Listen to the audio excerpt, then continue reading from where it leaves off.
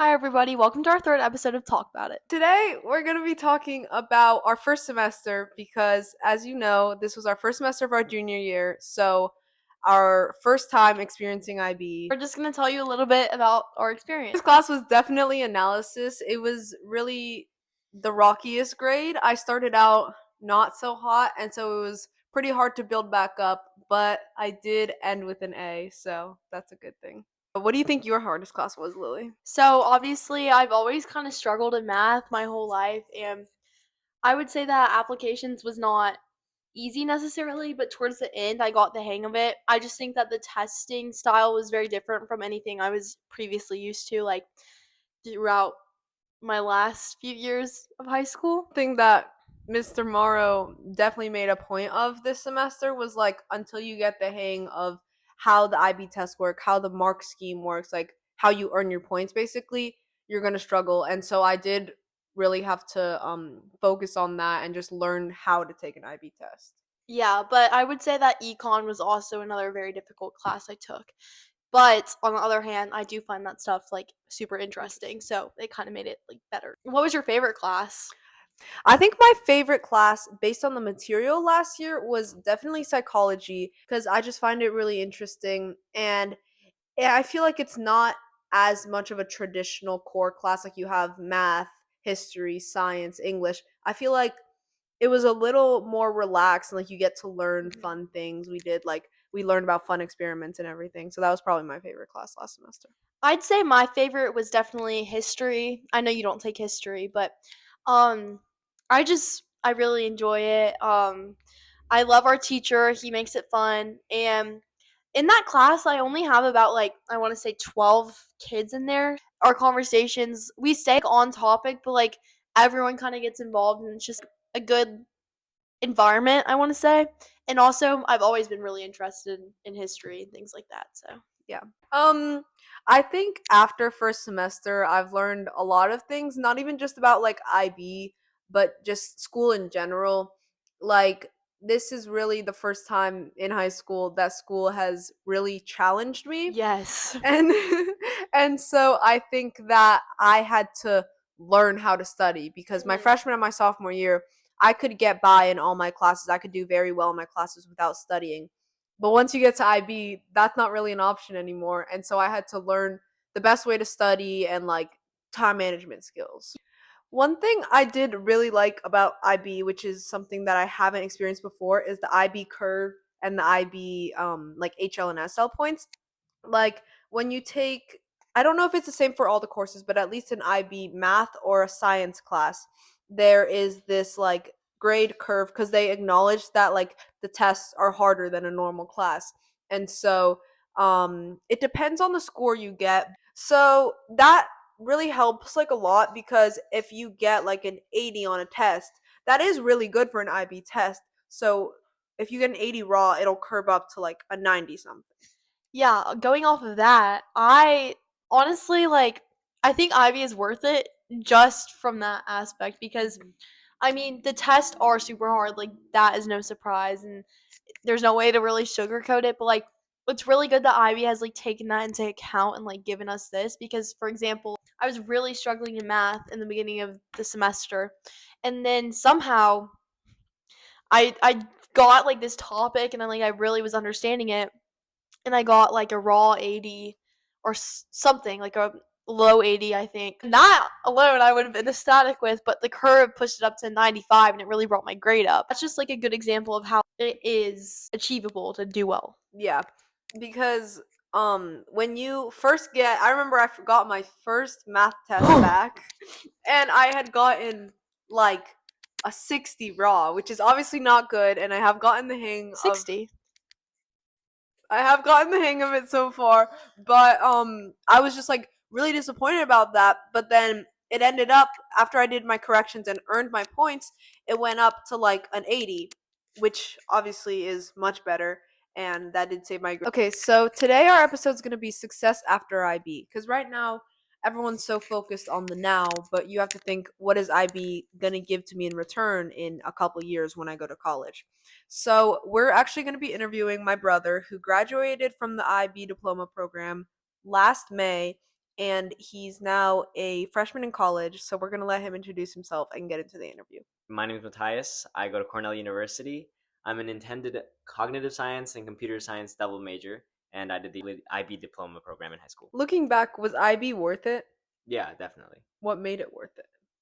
I think one of the biggest things is the workload is pretty heavy, which is kind of what you're going to get in college. I know that a lot of my friends in college, they didn't have the IB experience, so a lot of them ended up kind of struggling with trying to balance all the workload. I think having the hardest possible high school education makes it an easier transition into college. And that also leads into one of my other questions. That leads me to another one of my questions, which is like in college, like of the people that you know that didn't do IB, how well off do you think you are compared to them because you went through IB? I think that there are definitely aspects where I'm better off than them in writing. I think because a lot of your IB classes are going to make you do IAs, and if you're not doing it, you're doing an IO. And also the extended essay that you have to write. I think that even in up to this point, I haven't had to write a paper that is as long as the EE. So I think that that experience in finding sources, writing a really long paper, and deciding how to write it is pretty big. And if you're not an IB, you just have less experience. Did IB help you with time management and workload balancing? Yes, I think again, since we had so much work, you kind of have to adapt, figure out how to make things work. Because in college, you're not just gonna have your classes; you have your responsibilities. You know, if you work a job, I work a job, for example. It's just having to figure out how to plan your time around all of these tests, and then also the external things that are going to go into your IB final IB score, like the EE, like your IAs, all of that. So I think that definitely just having so much more to do beyond your quizzes and tests definitely helps with all that. Do you think that colleges value the IB diploma? I think definitely, and it's going to depend on what school you go to. But for example, when I went to school, there was the non-IB path and the IB path, and obviously the IB path was the more rigorous path. So colleges look at that and say, "Oh, this is a student that values putting in the work and putting in as much work as possible to get where they want to go."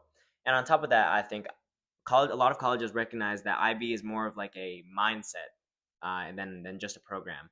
I think that they know that the teachers are trained very heavily, and with that comes a lot of trust from the colleges. What do you think is the biggest mistake that IB students make, like while they're in the IB program? I think probably the biggest mistake that I've seen is that people just don't take it seriously enough. I think that they think that they can just write in their HLEs in one night and then just use ChatGPT and get it all done. But I think that really putting in the time to do it yourself is going to help because I mean, if you get caught cheating in high school, it's pretty bad. But if you get caught cheating in college, it's really bad. So I think that giving your full attention and when the stakes are lower, I think is something that a lot of more IB students. What's a good habit that you developed in high school that helped you survive IB and get through it easier? Mm, this is definitely something that I had to work on. I mean, a lot of people are gonna say, "Oh, just managing my time," um, but I think definitely when you are learning material, I think it's best to think about it like with the whole scope of the IB curriculum. So that'll go for like your chemistry classes, for your history classes. I think that when you're looking at chemistry and looking at the kind of questions that they're asking you, do they want you to know just like the basic things about how like facts about molecules, you want to memorize them, or are they trying to get you to see themes in how chemistry works in general? Same thing with history. Do they want you to know facts, or do they want you to understand the general scope of events that led to a specific war or a specific incident? Because that's like the whole point of IB is to show you how to think, not just give you facts. So I think a lot of kids need to figure out that, and then from there the tests become easier, the papers become easier because you kind of understand what they're looking for.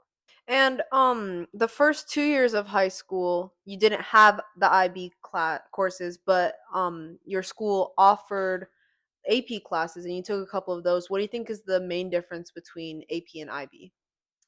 I think that the IB just has so much more involvement outside of school compared to APs. There are APs like AP Research and AP Seminar where you are going to do a lot more work inherently outside of school. But a lot of the AP classes are kind of just there to get you through the course and then show that you have a mastery of chemistry, of calculus, of all these things. But IB just goes a step beyond that, showing that you are a good student overall, not just good at math, good at science, or whatever. I think that's all our questions today. Thank you for your time. Of course. All right, you guys. So we've taken this into consideration, and because we were both so terrible at knowledge versus nonsense, we made a new game, and it's survive versus struggle.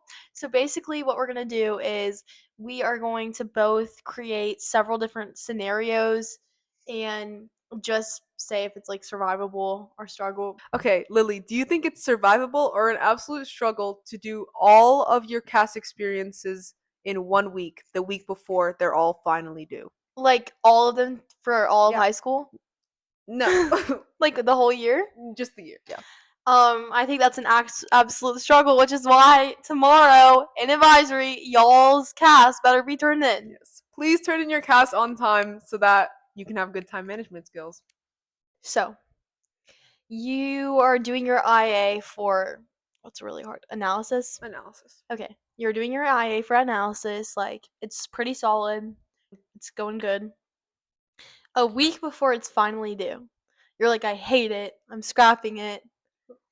Like, I need to write a new one ASAP. I think that would definitely be a struggle, especially because they give you so much time to write your IA. It's for a reason. I don't think I could write an entire math analysis IA in 1 week. Hypothetically, if you could take all of your classes as HLs, you think that would be survivable? No. I think that I would. Okay, first off, let me debunk this. So first off, English, I'm taking HL. That's fine. History HL. That's okay. I'm good. Environmental HL. Yes. Okay. That's good.